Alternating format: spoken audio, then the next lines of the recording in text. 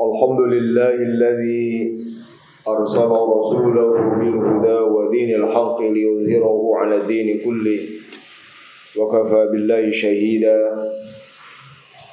وأشهد أن لا إله إلا الله وحده لا شريك له وأشهد أن محمدا عبده ورسوله وحبيبه وخليله اللهم صل على سيدنا محمد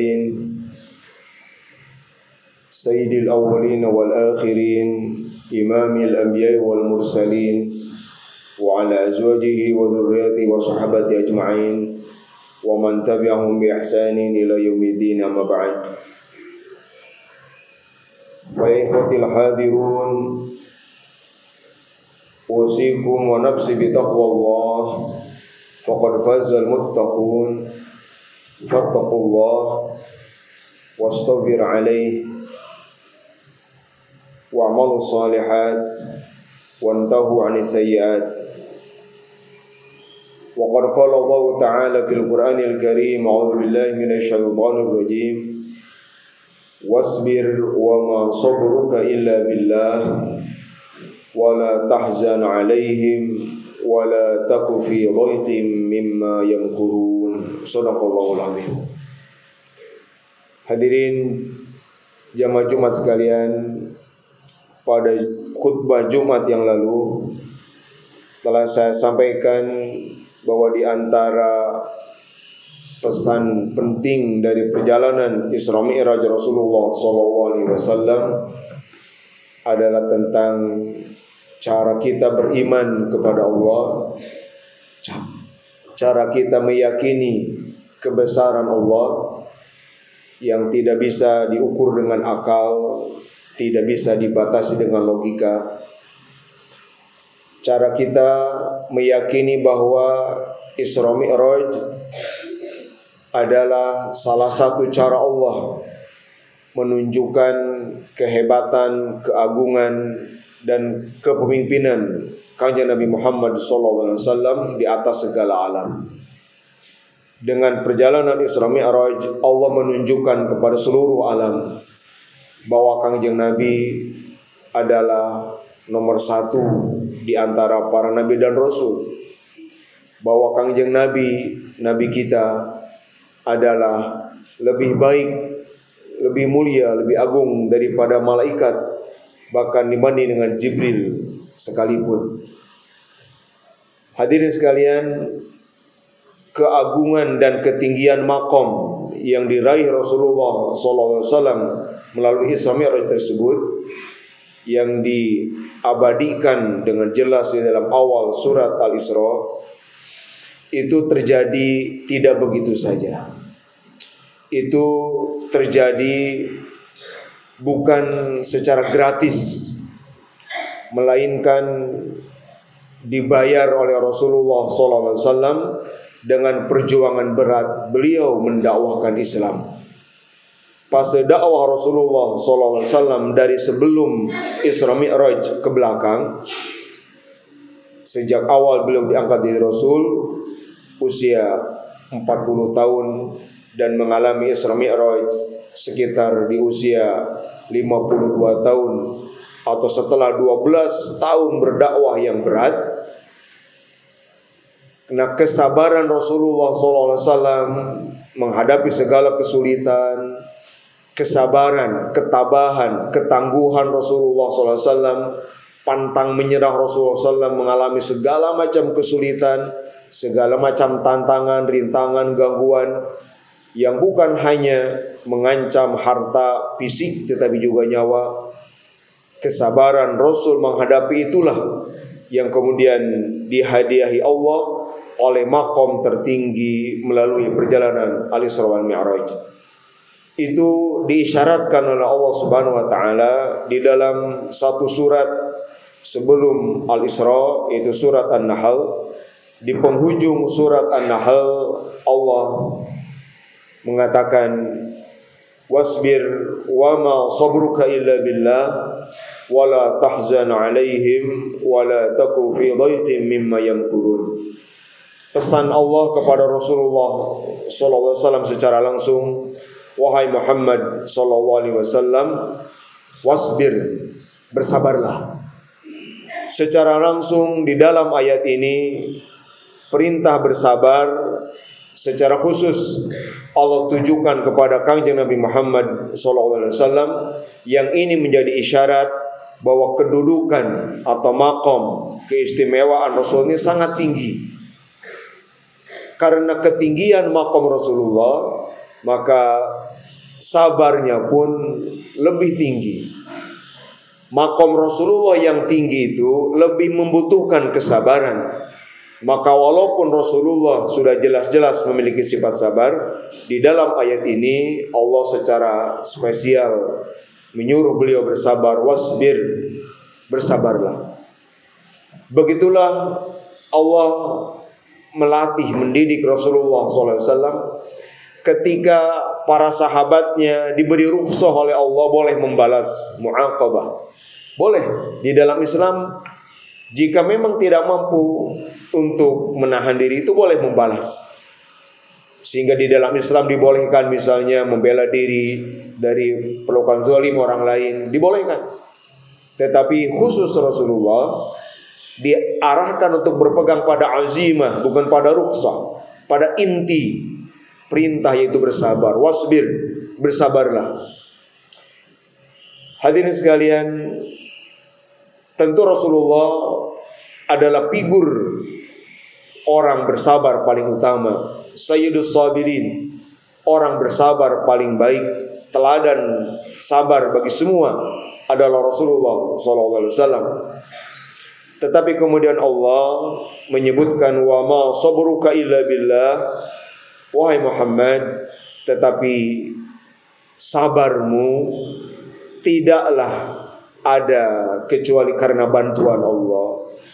Di sini Rasulullah SAW, di sini Allah Subhanahu wa taala mengajarkan bahwa sabar yang sangat besar itu, karena sabar Nabi beda kelas dengan sabar selain beliau, itu hanya terjadi bitaufiqillah, berkat taufik, berkat bantuan, berkat kemudahan Allah Subhanahu wa taala. Ini dua kalimat ini, wasbir wa ma sabruka illa billah, cukup menjadi dalil bahwa sabar Kangjeng Nabi adalah sabar yang tanpa bandingan. Sabar yang sangat besar, sabar yang sangat tangguh, sangat kokoh menghadapi gangguan kaum musyrikin, menghadapi tipu daya, menghadapi segala macam tindakan-tindakan buruk kaum musyrikin, melebihi gangguan yang dihadapi kaum muslimin secara umum, melebihi gangguan ancaman yang diterima para sahabat Rasulullah SAW. Maka sabar Rasulullah bukan sabar yang biasa-biasa saja. Sabar Rasulullah bukan sabar yang standar-standar saja, tetapi sabar yang luar biasa besar. Maka di situ Allah menyandarkan sabar itu sebagai taufik dari Allah Subhanahu wa taala. Hadirin sekalian, lalu kemudian karena Rasulullah ini punya sifat yang sangat ingin siapapun yang didakwahinya beriman, Rasul seringkali bersedih jika orang yang diajak beriman tidak patuh, tidak mengikuti. Maka di dalam ayat ini Allah mengatakan, wala tahzan alaihim, wahai Muhammad sallallahu alaihi wasallam, engkau jangan sedih karena mereka. Tidak perlu engkau sedih habis-habisan mendakwahi mereka, engkau berkorban segala demi keimanan mereka. Kalau mereka tidak iman juga, tidak perlu bersedih hati. Sama dengan pesan Allah di dalam ayat lain, la'allaka bakhi'un nafsaka alla yakunu mu'minin. Atau di dalam surat Al-Kahfi, fala'allaka bakhi'un nafsaka ala atharihim illam yu'minu bihadzal hadits asafa. Inilah sifat Rasulullah SAW.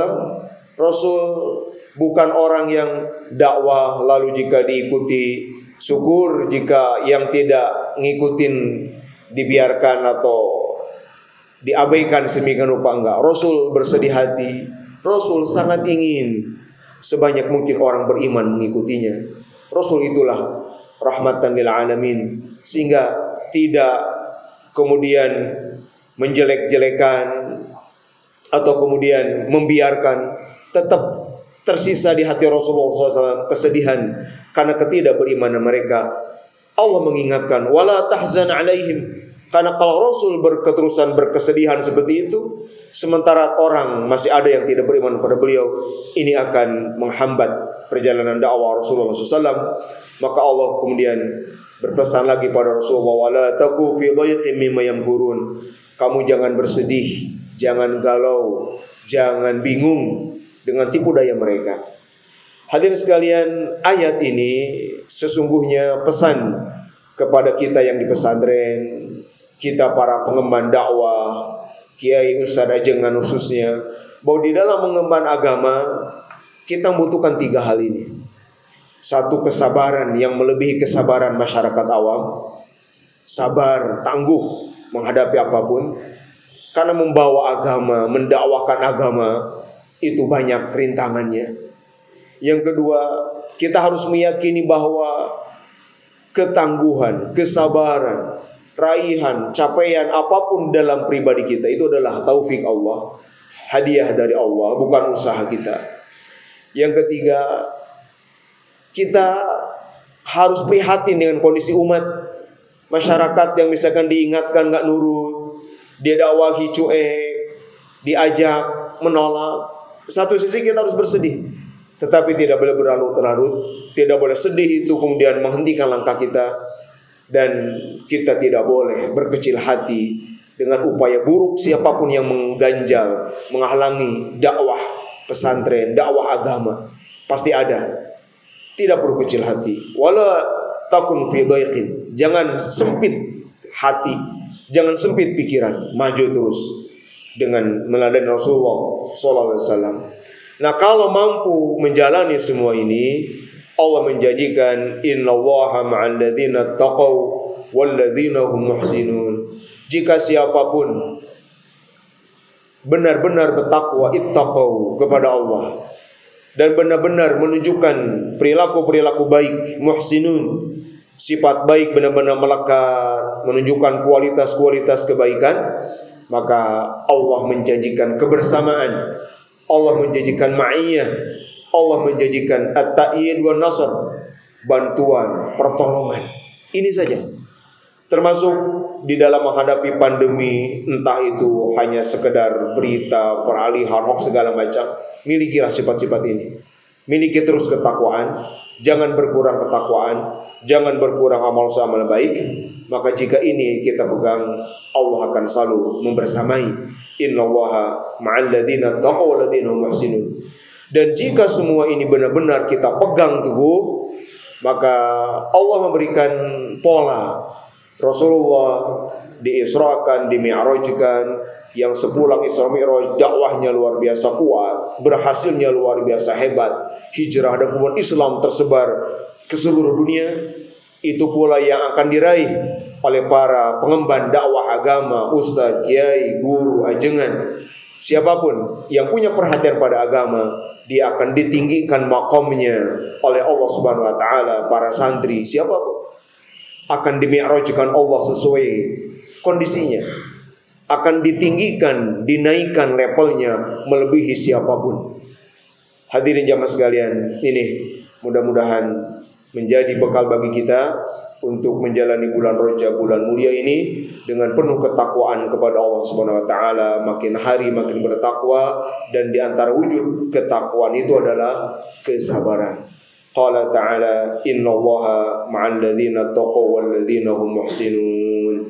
Barakallahu li wa lakum bima fihi minal ayati wa dzikril hakim wa taqabbala minni wa minkum tilawatahu innahu huwas samiul alim.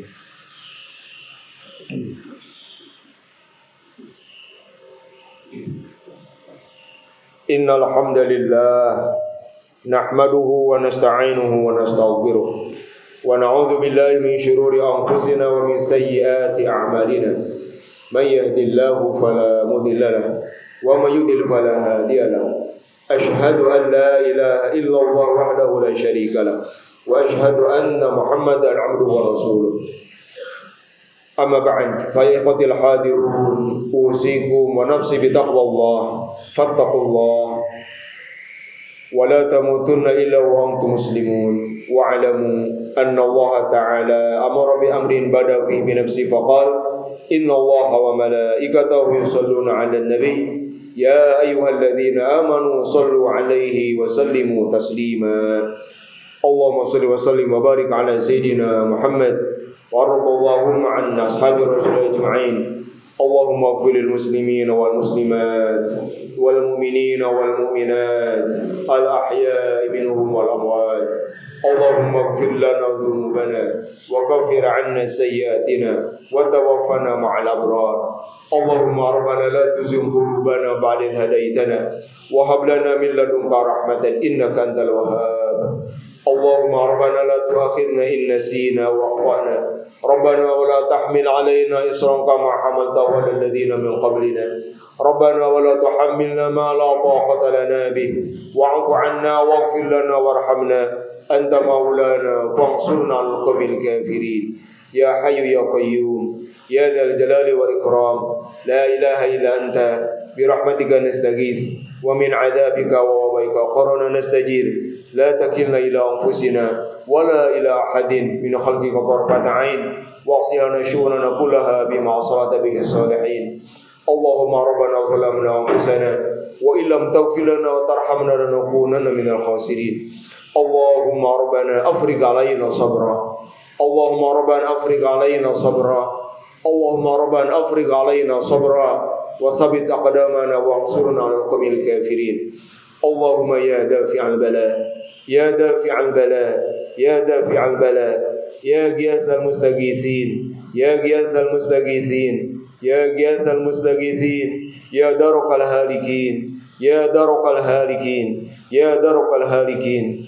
اللهم اجعلنا وإياهم في حفظك وعيادك وعبادك وعيالك وجوارك وأمنك وأمانتك وحزبك وحرزك وسترك ولطفك من كل شيطان وسلطان وإنس وجان وباغ وحاسد وسبع وحية وأقرب ومن شر كل دابة أنت آخذ بناصيتها إن ربي على صراط مستقيم اللهم اشف مرضانا ومرضى المسلمين اللهم اشف مرضانا ومرضى المسلمين اللهم اشف مرضانا ومرضى المسلمين اللهم ربنا آتنا من لدنك رحمة وهيئ لنا من أمرنا رشدا اللهم إنا نسألك الهدى والتقى والعفاف والغنى اللهم أعنا على ذكرك وشكرك وحسن عبادتك اللهم ادفع عنا البلاء والوباء والفتن والغلاء ما لا يدفعه غيرك اللهم ربنا آتنا في الدنيا حسنة وفي الآخرة حسنة وقنا عذاب النار